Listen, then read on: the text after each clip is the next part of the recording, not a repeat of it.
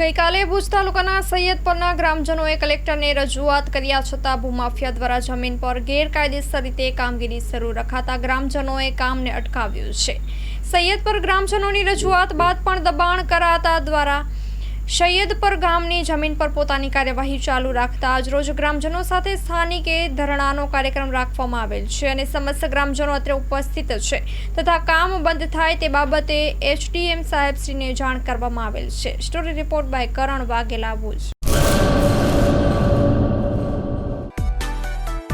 માં motor driving, safe and sure driving.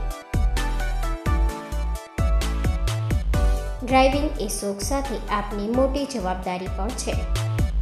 અમારા instructor દ્વારા સચોટ અને સરળ માર્ગદર્શન। આપની રોજની તાલીમની માહિતી મેળવીને શું અધુરાશ છે એના ઉપર પૂરું ફોકસ કરાય છે।